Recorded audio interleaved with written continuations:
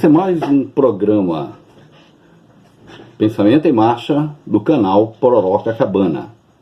Dessa feita, nós vamos tratar com vocês de um assunto que é relativamente recente para a maior parte dos brasileiros. A maior parte dos brasileiros, na verdade, pouco tinha ouvido falar dessa palavra, inclusive. Nós vamos tratar do fascismo. E nós vamos tratar do fascismo a partir de dois autores importantes para nós, para que a gente possa entender o que é o fascismo e, principalmente, nós possamos, de algum modo, pensar e conceber o futuro sem esse tipo de pensamento no Brasil e também no mundo. Nós vamos utilizar o professor Eric Hobsbawm, o historiador inglês, e vamos utilizar o professor Eli Rich, um professor pesquisador alemão, em duas obras importantes. O Eric Hobsbawm nós vamos especificamente tratar a partir do seu livro A Era dos Extremos, e o Eli Reich nós vamos tratá-lo a partir do seu livro fundamental, O Fascismo como Psicologia de Massas. Esse é o programa Pensamento em Marcha do canal Pororoca Cabana, e eu sou o professor José Trindade.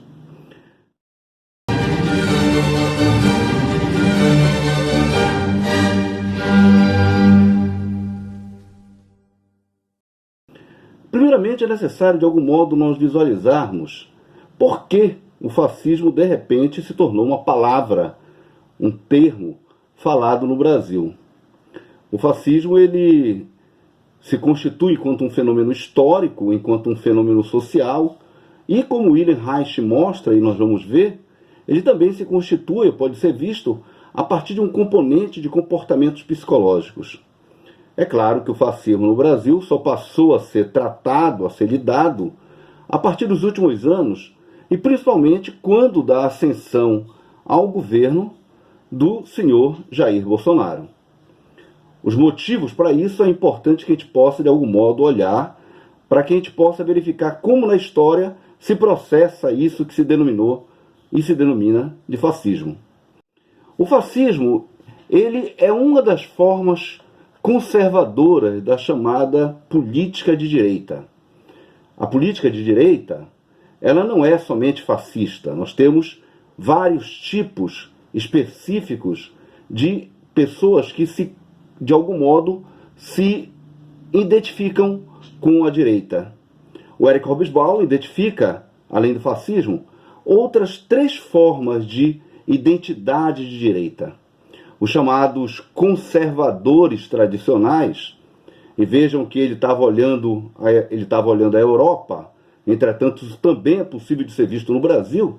Esses conservadores tradicionais, eles se expressavam a partir da perspectiva de uma certa liderança ou de controle sobre o Estado, existindo um elemento central, que é o elemento do liberalismo. É curioso que a crise do liberalismo, ainda nas primeiras décadas do século XX, vai ser um dos componentes importantes para o aparecimento de uma outra forma de comportamento conservador, que é o fascismo.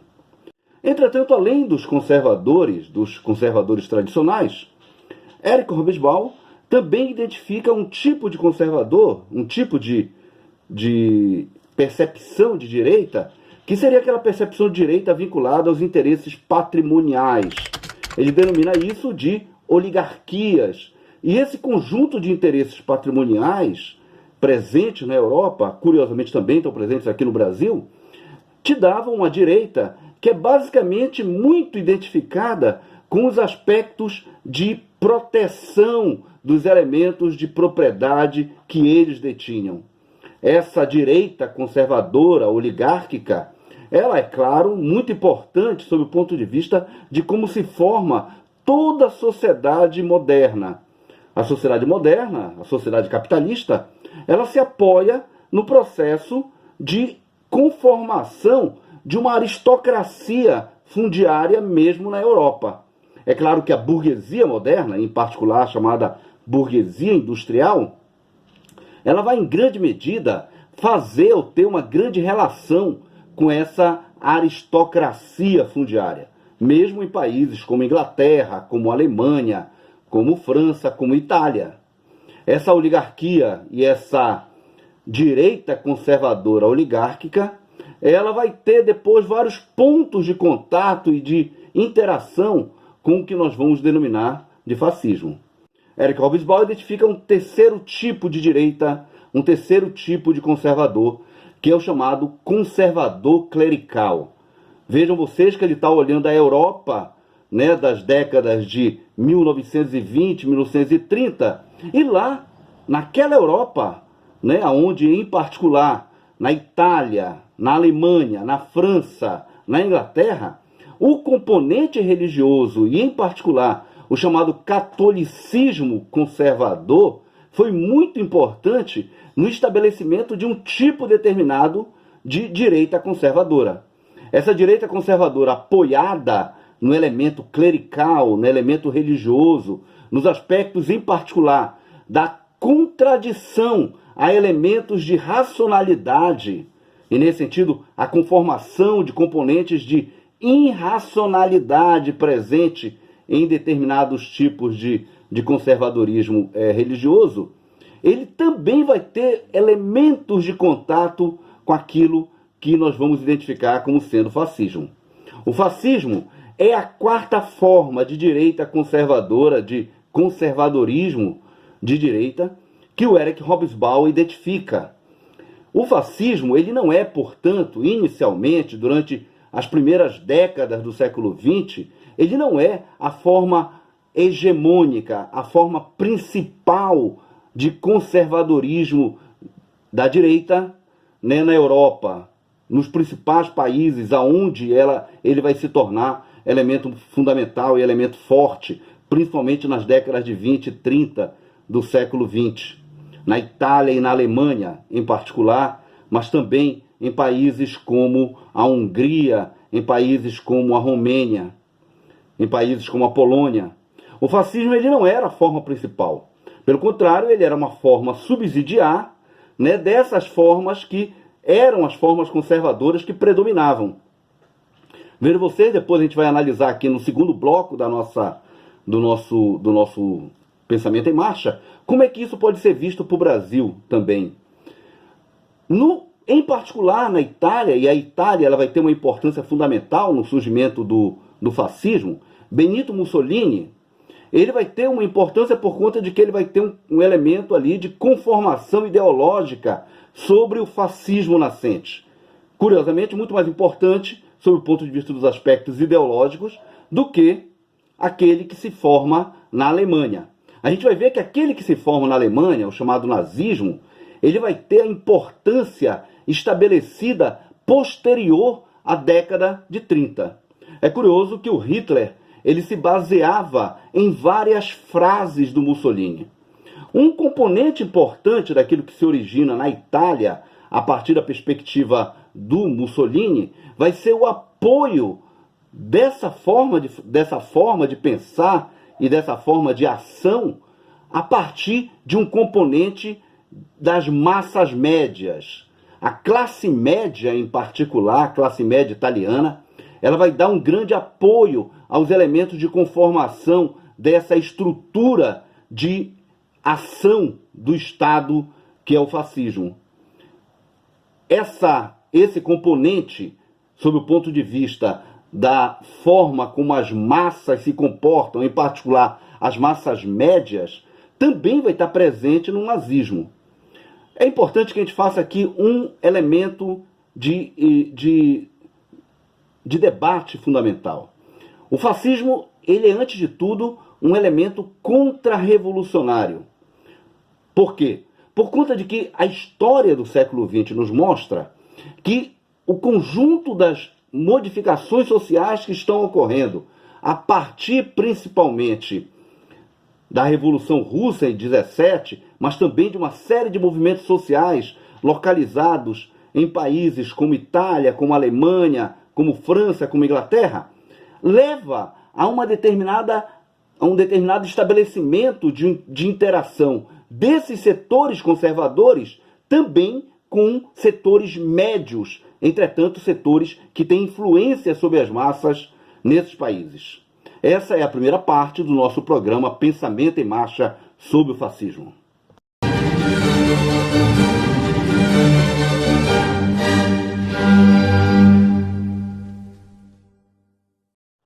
E nós estamos tratando do fascismo, a partir de Wilhelm Reich e Erich Hobsbawm. Olha só, o século XX, pelo menos as primeiras décadas do século XX, elas foram caracterizadas por amplos movimentos de organização da sociedade.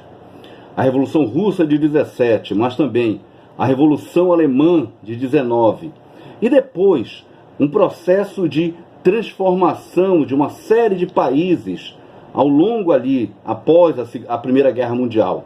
E a própria Primeira Guerra Mundial, enquanto um processo crítico em toda a Europa, acabou levando a elementos de desorganização daquela sociedade muito fortemente.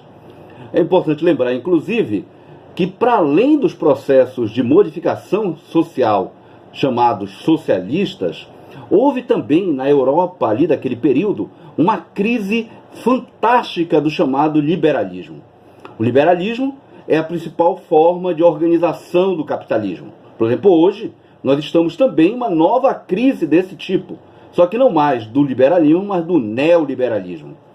Esse liberalismo, ele organizava as sociedades europeias, as sociedades capitalistas europeias e também norte-americana, e ele se baseava em vários elementos fundamentais, e um deles era como se dava a exploração dos trabalhadores. Uma exploração intensa e, além do mais, baseada em uma relação de poder entre países, em particular o poder imperial inglês. E esse conjunto de processos ele entra em crise por volta já de 1914, a Primeira Guerra Mundial somente intensifica essa crise, e nós temos ainda um outro componente muito forte, que é a crise de 1929. Quer dizer, o capitalismo, ele caminha, portanto, durante todas as primeiras décadas do século XX, por períodos de crises permanentes. Crises que vão sendo intensificadas a partir, principalmente, da década de 10, e que, ao lado desse processo de crise, desorganiza a dinâmica econômica desse conjunto de países. A Alemanha, e juntamente com a Itália, foram dois países que sofreram processo de desorganização econômica muito forte. É de algum modo importante notar que a Grande Depressão de 29, em particular a crise que se inicia em 1930 do capitalismo, essa crise do liberalismo, foi um dos componentes que está na raiz desse processo de tornar os fascistas e tornar o fascismo um elemento central na Europa, em particular na Alemanha, naquele momento. Existem alguns pontos internos que são analisados por Wilhelm Reich e que vale a pena tratar. Wilhelm Reich trata o fascismo como sendo um fenômeno das massas a partir da noção do chamado homem médio. Esse homem médio, ele tem uma série de características e uma série de elementos a serem analisados que o Wilhelm Reich analisa a partir dos componentes do que ele chama de economia sexual. Essa forma de tratamento, ou como o homem médio se comporta na sociedade, os seus próprios elementos de angústia, e inclusive um componente importante, o chamado ódio racial. O ódio racial origina o fascismo, e não o contrário. Esse é um ponto extremamente importante para a gente poder pensar vários casos, em particular o caso alemão. Ou seja, esse tipo de noção, a noção do ódio racial, produzindo um determinado tipo de comportamento das chamadas classes médias e como elas interagem com o restante da sociedade, é, na visão e na percepção desse autor, Wilhelm Reich, um dos componentes centrais para se pensar o fascismo sob o ponto de vista do elemento do ódio racial. Existe um outro componente central que Wilhelm Reich analisa, que é o elemento da irracionalidade. Nós falamos há pouco da chamada direita clerical, né, dos chamados conservadores religiosos. O Erich Hobsbawm chamava atenção para o peso que essa direita clerical tinha e tem em todo o planeta, E o Willy Reich chama atenção para um ponto fundamental, é que essa direita conservadora, clerical, ela, por assim dizer, passa como herança para a percepção de direita fascista o elemento da irracionalidade. Onde é que está essa questão central? Bem, uma parte da direita, a direita conservadora tradicional, ela não é irracional, ela é racional e ela trabalha com a perspectiva de que os elementos de modernidade, em particular, os elementos de perceber a Terra como sendo uma esfera e como sendo algo que, por assim dizer, faz uma translação em torno do Sol e uma rotação em torno de si mesmo, esses elementos de racionalidade são presentes nessa parte da direita. Entretanto, a direita clerical, ela se baseia em um componente de crítica aos aspectos da modernidade e, em particular, aos elementos de modernidade que estão centradas no aspecto cientificista, nos aspectos da racionalidade. Essa direita fascista herda dessa direita conservadora clerical esse ponto. Os fascistas, eles vão ter um ponto, portanto, vinculado à lógica do ódio racial, um outro elemento vinculado à irracionalidade, um outro elemento vinculado ao elemento, à condição de empoderamento das chamadas massas médias e como elas se percebem no mundo, e um último elemento que é muito forte nessa condição são como os diversos tipos de exercício de poder, em particular os exercícios de poder de guerra, os exercícios de poder militar, se tornam um componente fundamental do empoderamento dessa forma de pensar. Essa condição que o Willy Reich chama atenção, tanto sob o ponto de vista do ódio racial, quanto sob o ponto de vista da irracionalidade, como sob o ponto de vista do elemento do empoderamento dos aspectos de poder militar, como também os elementos vinculados à condição de se perceber sob o ponto de vista da ideia do místico, se torna os aspectos centrais que vão dar ao fascismo um nível de interação distinto dos outros tipos de direita conservadora. Durante, pelo menos, o final da segunda década do século XX, 1920 até 1930, esse tipo de percepção ela não era preponderante, como nós já chamamos a atenção. Por que ela se torna preponderante? Existem pelo menos 4 fatores que levam a essa preponderância do fascismo, conforme esses dois autores, conforme o Eric Hobsbawm e o Willy Reich. Primeiro, o elemento que nós já chamamos a atenção, o aspecto da crise do liberalismo, ou seja, a crise de uma determinada forma de pensar da direita conservadora muito forte, dada pelos elementos da crise do próprio capitalismo e como o capitalismo estava se desenvolvendo, a dinâmica de acumulação do capital entra em crise de uma forma muito forte a partir da década de 20. Um dos aspectos centrais, e que nós vamos tratar em um outro momento aqui, é que essa crise no capitalismo ela se dá a partir de um processo de declínio da chamada taxa de lucro dos capitais. E isso leva, obviamente, a um elemento de proteção dos capitais e de acirramento da concorrência entre os capitais, algo que Lenin chamou de imperialismo. E esse processo de concorrência entre os capitais acaba sendo um daqueles componentes que leva a com que a forma fascista se torne a forma de direita preponderante. Um segundo elemento já foi aqui colocado. O fascismo se estabelece, portanto, enquanto uma forma de contra-revolução. Contra-revolução ao quê? Contra-revolução às condições de desenvolvimento de propostas sociais distintas. Aquilo que nós chamamos classicamente de socialismo. O socialismo, ele se estabelece enquanto uma dinâmica de sociedade que é totalmente contrária ao capitalismo e totalmente contrária ao individualismo. E, é claro, estabelece-se também como uma condição de uma sociedade mais justa, mais igual. O fascismo, ele vai ser uma contra-revolução se opondo a isso. Um terceiro aspecto fundamental é que o fascismo vai se estabelecer enquanto uma forma que vai unificar essas direitas em torno de uma percepção de irracionalidade. Curiosamente, as guerras, e em particular a Segunda Guerra, vai ser muito resultado dessa perspectiva. E por fim, um elemento que vai acabar, por assim dizer, coadunando esse conjunto de direitas em torno do fascismo, vai ser o chamado ódio racial. Esse foi o Pensamento em Marcha, aqui no canal Pororoca Cabana, tratando do fascismo. No próximo Pensamento em Marcha, nós vamos tratar especificamente do fascismo para o Brasil.